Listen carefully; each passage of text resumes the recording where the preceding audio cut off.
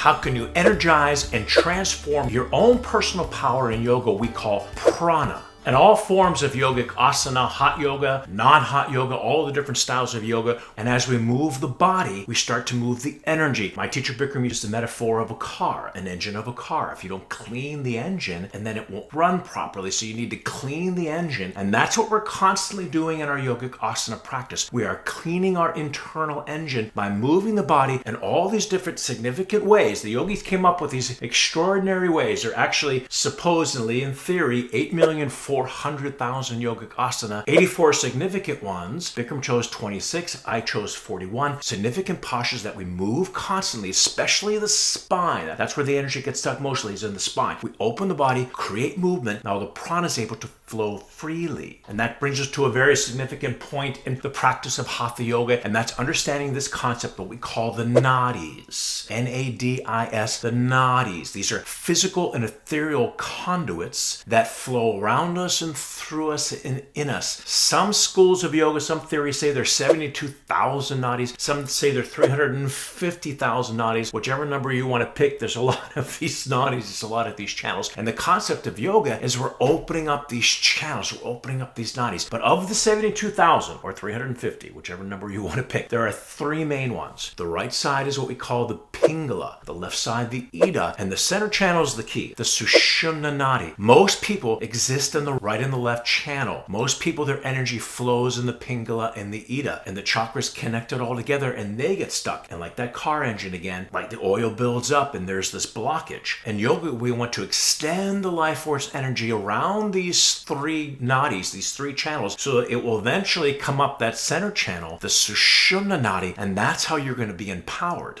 What I need you to do right now is hit the subscribe button, hit the like button if you're enjoying this video. You want to see more videos like this on anything to do with hot yoga to improve your practice as a student, as a teacher. Hit the subscribe button right now. So why am I bringing up the nadis? Because I want you to have in your consciousness while you're practicing your yoga this concept of the nadis, the opening of the channel, especially the spine. When we're doing a posture like camel pose, and then right after camel pose we do rabbit pose, and then you lay into shavasana. You've just manipulated the blood and oxygen and the pranic energy up and down the sushumna. So as you lay in shavasana, that energy is now empowering in you. You're now channeling that energy. And now when you're conscious of it, it's going to accelerate the whole process. It's going to accelerate the rush of the pranic life force into your body, into your system, into your consciousness. And that's how you'll be empowered. Now that's more esoteric. That's more on the spiritual side. But let's talk about the physical side. As we move the body in yogic asana, we're extending the oxygen and blood into the muscles. Now on the other side of that coin, weightlifters, let's use curls for example. As they curl, they take that weight and they start to curl, and they can only do it for a certain amount of time. At one point they're going to build so much lactic acid that they'll have to stop. No matter how strong they are, they're not going to be able to do a 20-30 pound weight on a curl motion for more than 15, 20, 30 reps. That's it. Why do they stop? Because they restricted the oxygen into the muscle. In yoga we do the exact opposite. We extend the oxygen into the muscle, therefore we energize the body. Now many times I've talked about this in my videos. In my teacher training program we did 4 classes a day. How were we able to do that? Because the practice is energizing. It's not depleting. I mean, at one point you would get depleting because we're in the hot room and we would be dehydrated, so we have to drink a lot of water. It wasn't because of the mechanics of the pose. We could do that all day long, every single day. In weightlifting you have to take a day off for the muscle to recover. Not in yoga. You can do it every single day. As you extend the oxygen into the body, that is empowering you and energizing you. At the end of a hot yoga class, Bikram yoga, Barkan yoga, we do Kapalbhati blowing, which means skull shining. And I'll explain why. Because what we're doing is manipulating the energy up that center channel, up the sushumna to the crown chakra to brighten the aura. This is another way of empowering ourselves through the breath. So as we push down on our thighs, exhale through our lips like we're blowing out a candle, pushing on our thighs,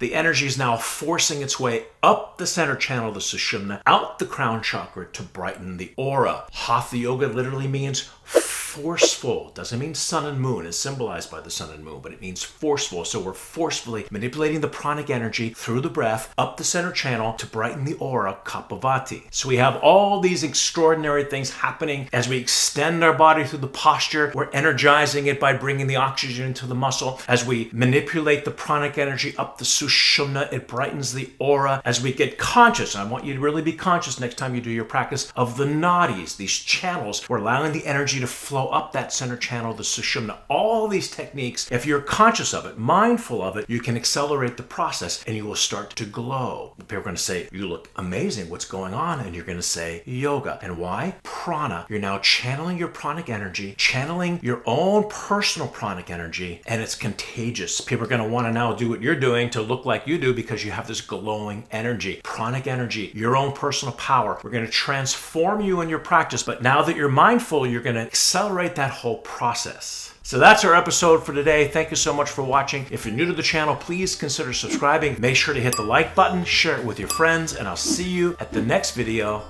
Bye, everyone.